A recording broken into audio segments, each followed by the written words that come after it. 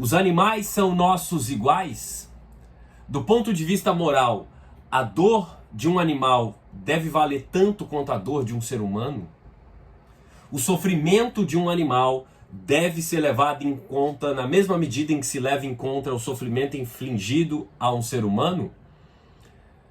Mais do que o seu direito de comer bife ou a felicidade do seu pet, o que está em jogo aqui é um debate vigoroso no âmbito da filosofia contemporânea.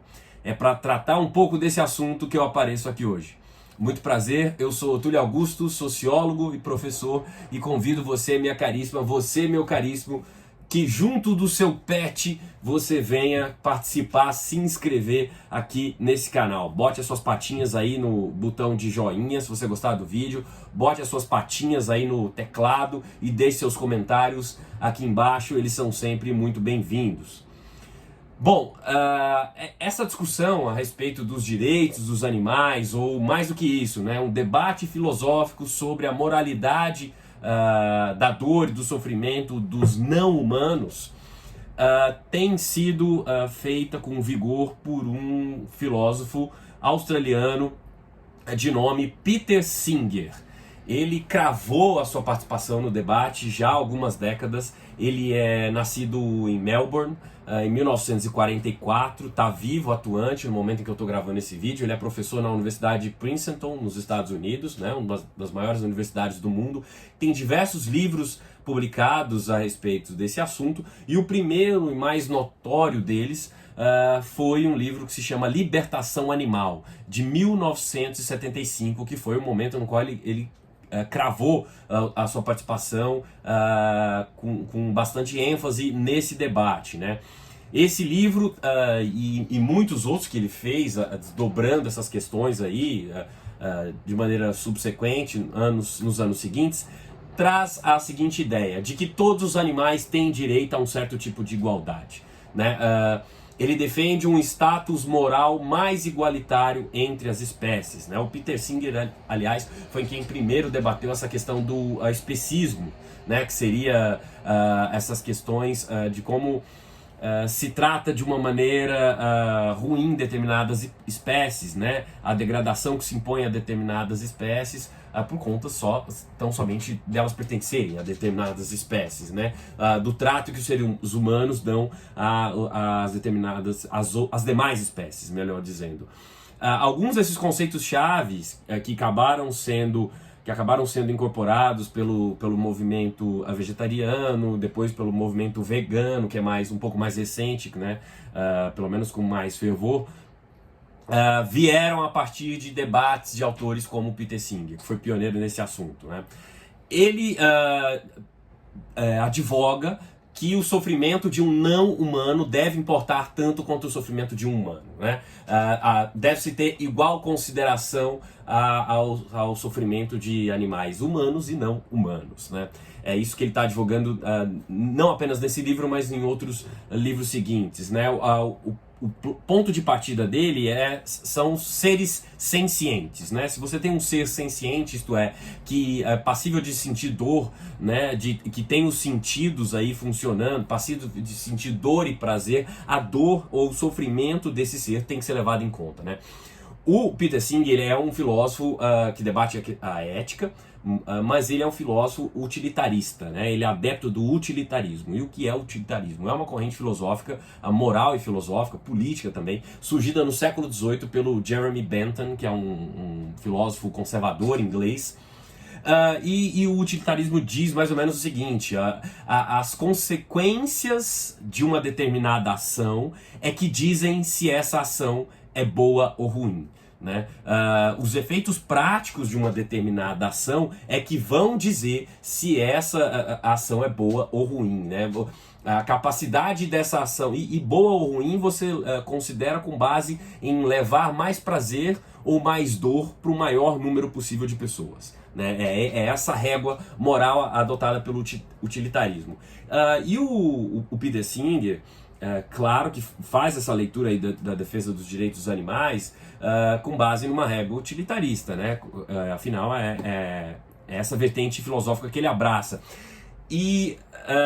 ele debate nos livros seguintes, tem um livro dele chama Ética Prática, ou Éticas Práticas, agora não me recordo se está no plural, que é um livro de 1979, ainda desdobramentos desse livro de Libertação Animal de 75, no qual ele estabelece 4 postulados básicos sobre os direitos dos animais, né, para lidar com essas questões do sofrimento de espécies não humanas. E o primeiro desses postulados é: a dor é ruim e não importa quem a sinta, né, quem sente. Né? O ser ciente aí, se ele sente prazer e sente dor, a dor dele tem que ser levada em questão. Né? Se ele tem consciência dessa dor, se ele tem interesse em viver, a dor dele deve ser levada em conta nessa equação. É um ponto interessante porque, ainda dessa perspectiva utilitarista, ele não é contrário necessariamente ao uso de animais para experiências, né? Afinal, se essa experiência for resultar num benefício maior para um maior número possível de pessoas, ela é moralmente válida, ela é justificável, né? Do ponto de vista ético. Portanto, ela é válida. O que se deve procurar é não causar dor ou sofrimento desnecessário aos animais que forem colocados nessas experiências, né? Ele tem um trecho de um livro no qual esse argumento moral me parece muito bem posto, que é o seguinte: este livro é sobre a tirania dos animais humanos sobre os não humanos. Tal tirania provocou e provoca ainda hoje dor e sofrimento só comparáveis àqueles resultantes de séculos de tirania dos humanos brancos sobre os humanos negros. A luta contra essa tirania é uma luta tão importante como qualquer das causas morais e sociais que foram defendidas em anos recentes. Né? É um excelente argumento posto aqui para se defender a validade dos interesses dos animais. Né? O segundo postulado que ele traz, a segunda premissa ética, é a de que dor e sofrimento não são tipicamente humanos. Né? Portanto, a gente tem que levar em conta a dor e sofrimento dos animais. Né?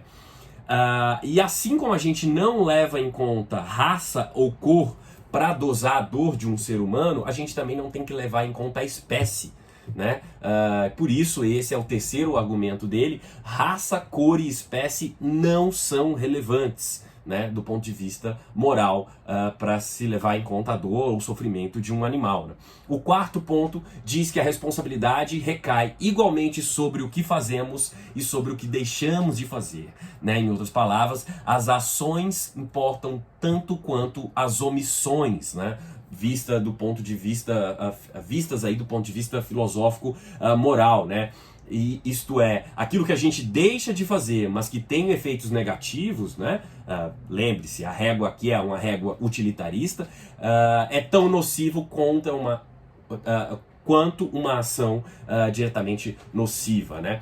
O Peter Singer é um ativista influente aí no direito dos animais, já doou muita grana para essas causas também, já tentou se meter na política, tentou ser candidato ao Senado na Austrália, mas ele tem algumas posições que são consideradas aí controversas por alguns grupos. Por quê? Porque no campo do aborto e da eutanásia, ele tem posicionamentos que muitas vezes são criticados por grupos que se intitulam pró-vida. Isto é, porque ele defende que deve ser levado em conta a dor dos seres sencientes, né? Os seres que sentem, né? E estar biologicamente vivo é diferente de viver a vida de alguém. Ou seja, alguém que está no estado vegetativo, tirar a vida dessa pessoa não é necessariamente errado do ponto de vista moral. Da mesma forma, um bebê em gestação, ele pode não ter, segundo esse mesmo argumento, o mesmo direito à vida absoluta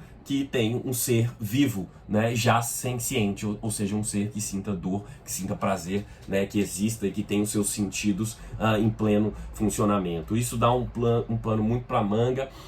No frigir dos ovos, o que ele está dizendo é que o valor da vida é uma questão ética notoriamente muito difícil de ser abordada. São esses argumentos aqui numa perspectiva muito rasa do senhor Peter Singer, que eu te convido a ler em oportunidades vindouras. Se gostou desse vídeo, deixa seu like aqui e se inscreve para outras conversas como essa no futuro. Um abraço e até a próxima.